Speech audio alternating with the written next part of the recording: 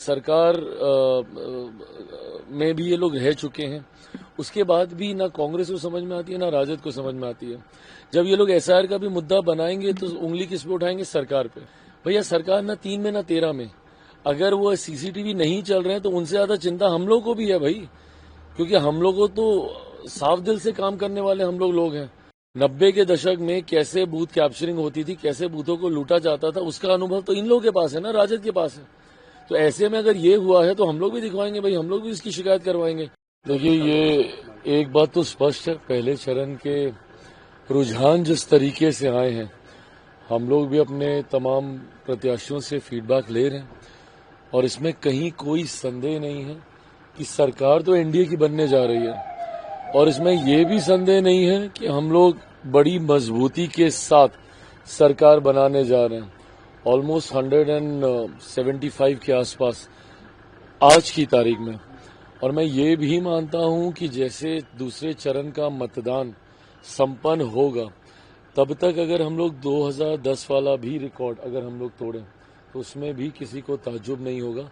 जिस तरीके से एक तरफा माहौल है, और खास तौर पर प्रधानमंत्री जी का निरंतरता में बिहार आना, उनकी इतनी सभाएं जिस तरीके से हो रही हैं, ये डबल इंजन की सरकार का विश्वास, एक मजबूत विश्वास बिहार की जनता में गहराया है, और इसका लाभ हम लोगों को परिणामों में भी देखने को मिलेगा। राहुल गांधी तो वोट चोरी का आरोप लगा रहे हैं। राहुल गांधी तो साफ-साफ कह रहे हैं कि वोट चोरी कर रहे हैं। लोग आते हैं कट्टा का बात करते हैं, बीजेपी के लीडर विकास का बात नहीं करते हैं। क्या करेंगे प्रभु, अब एक के बाद एक इतनी हार वो देख चुके हैं, तो उनको अनुभव है हारने का, और इस अनुभव से वो ये मानते हैं कि पहले से ही बहाना तैयार करना जरूरी है।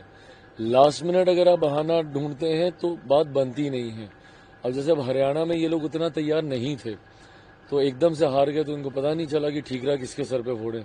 फिर इन्होंने शुरू किया कि अब भाई एसआईआर का मुद्दा उठाया जाए कि यहाँ पे वोटर लिस्ट में धांधली हो रही है। तो अब इन लोगों ने लंबे समय तक, मुझे खुशी इस बात की है, कल जब मैं वोट डालने गया तो ईवीएम को देख के मुझे अच्छा लगा कि अब कोई उसको गाली नहीं देता है। तो जब हम वोट भी डाल रहे थे, हम बोले कि चलो ठीक है, ये ठीक है, अभी अब नया मुद्दा अब आ गया है इसका, एसआईआर का। अभी 6-7 साल तक ये चलेगा, उसके बाद कोई और मुद्दा लेके आएंगे। अगर ये मुद्दा इतना ही जनता के बीच पकड़ वाला होता तो कहीं ना कहीं जब पहले चरण का मतदान हुआ तो उसमें ये बवाल हम लोग को देखने को मिलता। जिन लोगों के नाम कटे, ये उन लोगों के नाम कटे जिनके कटने जायज थे। इसीलिए ना किसी विपक्षी दलों ने कोई अधिकृत इसको लेकर इन्होंने कोई शिकायत दर्ज की। अरे इतना ही भाई इशू है तो एक बार चले जाइए ना न्यायालय, क्यों नहीं जाते हैं? आप इसको इतना बड़ा मुद्दा बोल रहे हैं और उसके बाद जहां से आपको न्याय मिलेगा वहां पे आप जाएंगे नहीं।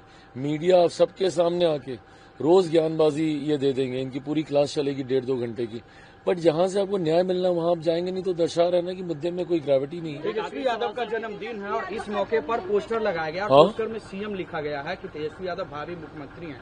तेजस्वी यादव का कल जन्मदिन है। हाँ, तो भावी मुख्यमंत्री ही रहेंगे, भावी ही रहेगा। सवाल हाजीपुर से संबंधित है। एक आरजेडी ने ट्वीट किया है और ये बताया है कि किस तरह से वहाँ पे रात में सीसीटीवी को ऑफ कर दिया जा रहा है, ईवीएम आ रहे हैं, स्ट्रांग रूम का जा रहे हैं, वोट चोरी का सीधा आरोप लगा रहे हैं। चुनाव आयोग से शिकायत कीजिए, ऐसा है तो गलत है, ऐसा होना बिल्कुल नहीं चाहिए।